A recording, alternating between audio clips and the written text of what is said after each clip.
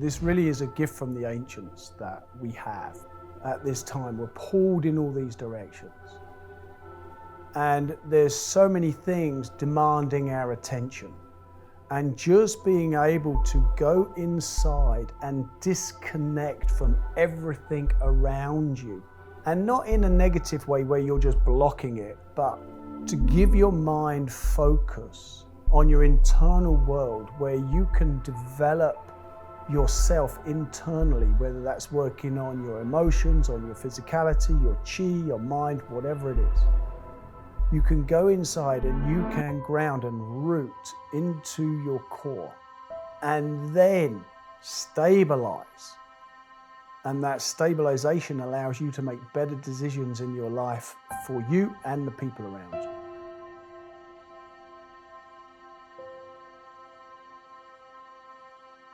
So in the past, we've talked quite a bit about origins of material and lineages and things of this nature. We get the same question again and again and again, what is the water method? What defines water method practice? What sets water method apart from all these other methods? Because of course, even within Taoism, there's fire schools and water schools. And so what is it? What is the difference? And what is it that we are doing or not doing that keeps us in that camp of water method? And there's a lot in that, and hopefully we can get into it to some degree here. But if you want to just have one simple expression, if you will, of what defines water method, it's basically not forcing, not pushing, not straining. It is following a path of least resistance. And in following a path of least resistance, you never build up things like the resistance to practice. The number one reason why people give up is because they are pushing and forcing their bodies and they build up an internal resistance. And it's kind of done in two ways.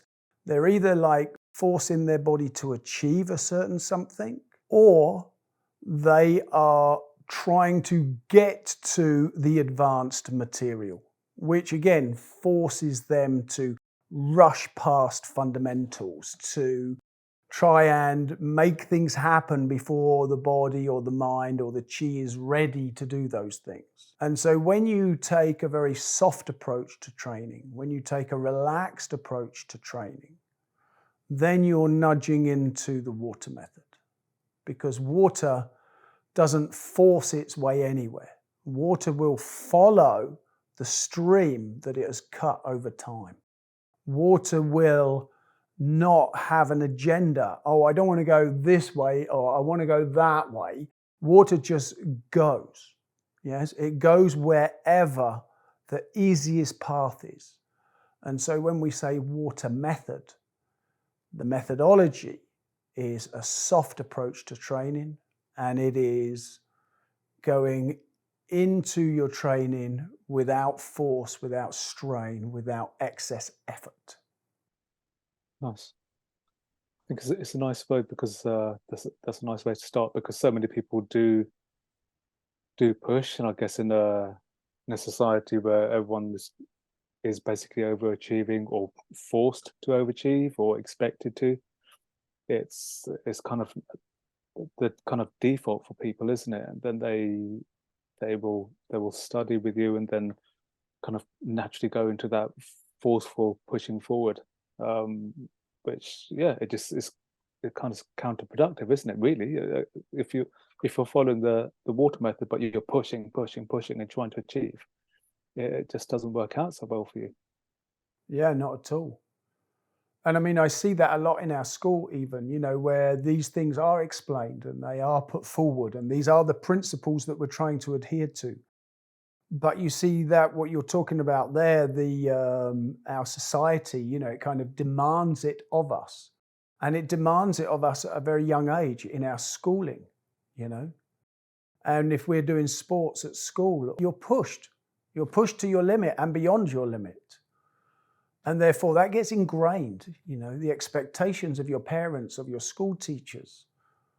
And of course, there's so much competition. We compare where we're at with other people. And therefore we're always in comparison. Oh, they've got a better car than me, or oh, I've got a better house than them. And so all of this comparison is all competition. And that competition sparks that push drive. And so letting go of all of that, it doesn't matter what anybody else can do or can't do or has done or has, none of that really matters. None of that impacts you as an individual. And so dropping all of that away just allows you as a person to follow your path, to do your training, to follow your way, if you will. And then, yeah, that's actually the faster route to development. Because when you push, you create a glass ceiling. You will not allow your full potential to come online. That path of least resistance is what allows your future potential to unfold. And as it unfolds, you can do more than you could have done if you pushed to 100%. And I mean, I've definitely experienced this. I know other people that have experienced this. I've seen students experience this in the trainings when they finally get behind that line of the 2/3 of effort. You just watch their nerves release, their bodies drop open, and whatever movements they're doing, that suddenly they just open up and release, and the tensions dissipate. The stagnancies are released out of the system. The chi starts to flow, and then that chi flow reinforces the releasing of the nerves and the relaxation of the tissues and everything, you know? And so this is a real positive feedback loop that happens. And if you push too hard, then suddenly you hit this wall, you know, or you hit this ceiling and you can't go beyond it. And then you've got to undo all that. So quite often when people start this work, when they come into this work, what happens is you spend a long time educating them to release and undo all of that they've locked up inside of them. And then they can get to their 2/3 or their 70%. You know, quite often you have to pull people back to half or 1/3 of their effort in the beginning because they've been forcing their systems so much that they have to back off. So their body and their mind realize they're not being forced, they're not being pushed so hard. And then when the body realizes that, it starts to release and let go, and then they can increase up to that 2/3 line, and then they can really develop.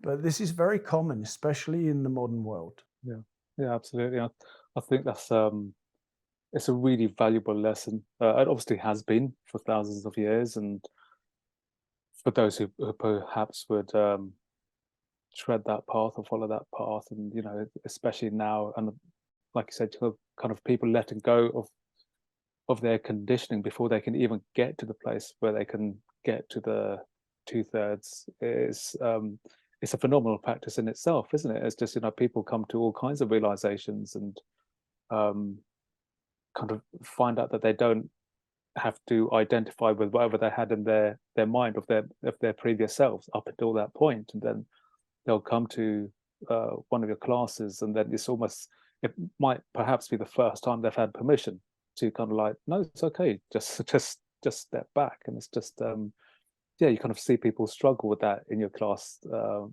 know, I've witnessed people in your class kind of think, well, I can take it easy. You could just see their minds just muddling with it and fighting that kind of innate tension that they have very much become accustomed to and have basically enjoyed and become addicted to. So it's just yeah, it's interesting that the methodology, the water method itself is giving you so much space, but almost people don't want to take it and don't want to move forward with it. And it's just yeah, it's interesting watching it melt from people's psyche and bodies. Yeah, I mean, it's interesting that you mentioned that because it's like, yeah, first of all, it's an identity. You identify with performing well and being able to do more. And then that becomes an addictive cycle. I think you're very correct in that. And then once they're in that, letting go of that is very difficult for them. And those things may be okay when you're young, but when you get older and older and you start forcing, or you continue to force your body more and more and more, something's going to go snap at some point, you know. And quite often it's not the body, it's the mind. It's your emotions, or it's your energy that gets depleted. And then that's even more difficult to deal with than the physicality. Yeah, that's what's been so good about kind of studying myself, studying the water method and the methodologies within it, because it's powerful, I guess, in its some simplicity, um, or some of its simplicity, absolutely. But perhaps people's first and biggest stumbling block at the beginning is themselves, and it's just you know. But you give the answers in your class. This is what you have to do. You know, do this, let go, come back to half of the effort, take half the time, and still people are resistant. But you hit on a very important point there, Mia. It's about letting go. And I think this is another defining attribute of water method. It's not what do I gain, what do I get? Oh, I'm getting healthier, or I can do this particular Neigong now, or I can do this form, or I can do this style of Tai Chi, whatever it is. You know, it's about the learning of the material releases and reduces and washes away the tensions and the stagnancies and all the bindings in your body, chi, emotions, and mind. And so everything that's happened to you in your life is collected inside of you. And the process of learning Neigong is releasing it and letting go of it and releasing and releasing and releasing. And if you look at some of the things that we do, like dissolving is a methodology that is teaching you to let go of that material, because the mind can't just let go. You know, it's attached, it's bound to that thing.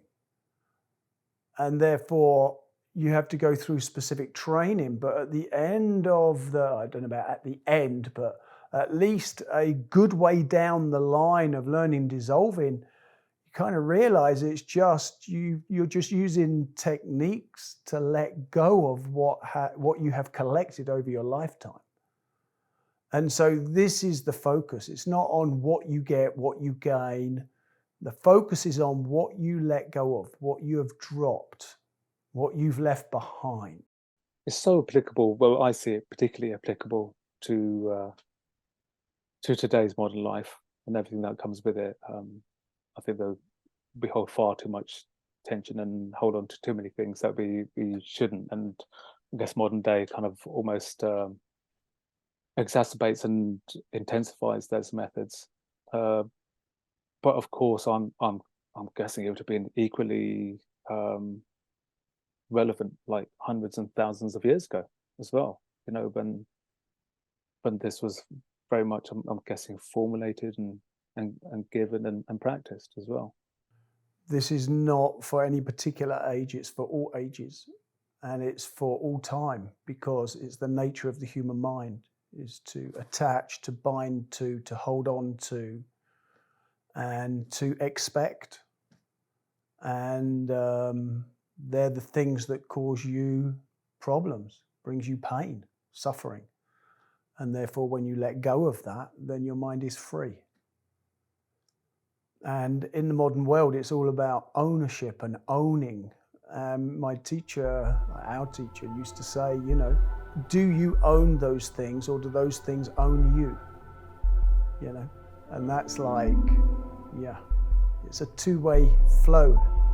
You're asking people to see themselves, aren't you? And just, you know, come to those realizations, and that's big stuff to let go of. And I think if people got just that could be huge. Just, you know, just being able to do that without even taking it any further, and then to think that you have the water method and all its practices enable so much more beyond that is pretty amazing, really.